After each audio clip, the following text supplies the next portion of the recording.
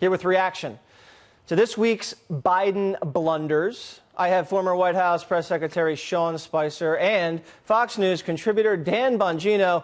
All right, Sean, the media is doing the very best they can to pump this guy up. But, I mean, you saw him speak. I mean, what are they going to do? They can't do everything. Right. I mean, you look at both the comments you made about China and the comments you made about the Hyde Amendment. So you played part of that. One week he says that, come on, folks, they're not competition for us. And then the other part that he said the following week was, we are in competition with China. They are a serious challenge. How do you juxtapose those two things? One week he says he stands proud with the Hyde Amendment because he's been there his whole career. The next week he gives out something about how his moral compass, because he believes health care is a right, he's got to be against it. He has flip-flopped so much that in 2 months on the campaign trail, he has outdone an entire campaign of John Kerry's flip-flops. Right. And, but and the media doesn't even cover the China thing. I barely heard it anywhere. Or the lie about no scandals. I barely heard that anywhere. Dan, the president was asked about going up against Sleepy Joe. Here's what he said. Listen. I'd rather run against, I think, Biden than anybody. I think he's the weakest mentally. And I like running against people that are weak mentally. I think Joe is the weakest up here. The other ones have much more energy. I don't agree with their policies, but I think Joe is a man who is, I call him 1% Joe, because until Obama came along, he didn't do very well. I mean, Joe's not going to be able to find his footing if the president's throwing haymakers like that. Yeah, Biden's a weak candidate, Jesse. I have to disagree with you and Sean on one thing. It wasn't a flip-flop on the Hyde Amendment. It was a flip-flop, flip-flop. Okay. It was not we a 180. Stand corrected. It was. Yes, please. You got to. I mean, he was for Hyde since. Remember, I was born in 1974. So since 1976, he's been for Hyde. Then he was against it. Then he was for it. Then he was against it again. It was a 540, as I say, not a 180, not a 360, a 540. Wow, you must have been a skater back in the day, Bongino.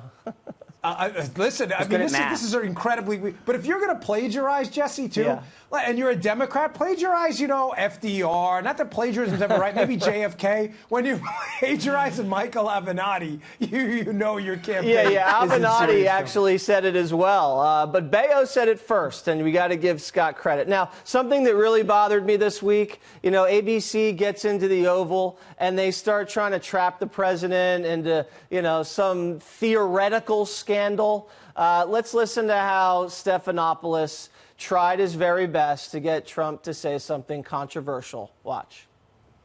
Your campaign this time around, if foreigners, if Russia, if China, if someone else offers you information on an opponent, should they accept it or should they call the FBI? I think maybe you do both. I think you might want to listen. There's nothing wrong with listening. If somebody called from a country, Norway, we have information on your opponent.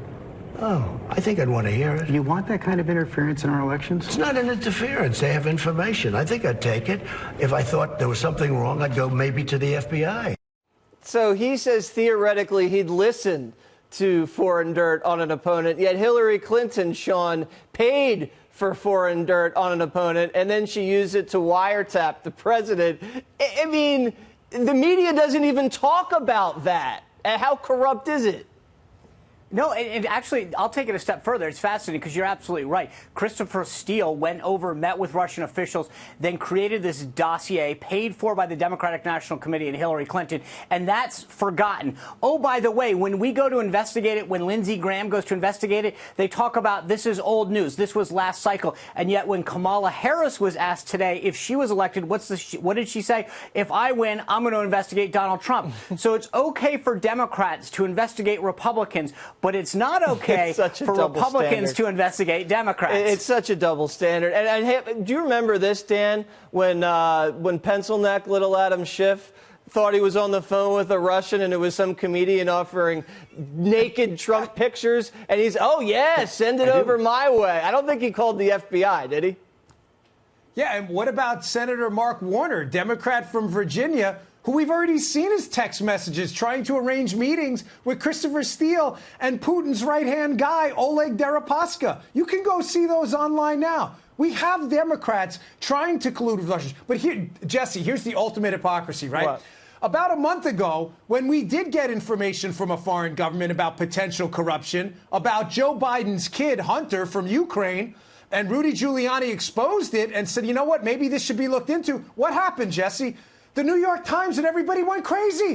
Trump's weaponizing the government. So what do we do, buddy? We contact the FBI or not? Can you guys get your story I got to straight? run, but I think we both agree it's like a fake theoretical scandal. They're mad at Trump for what Hillary and the Democrats did. Unbelievable. Gentlemen, thank you guys very much. Hey, buddy. Have a great night.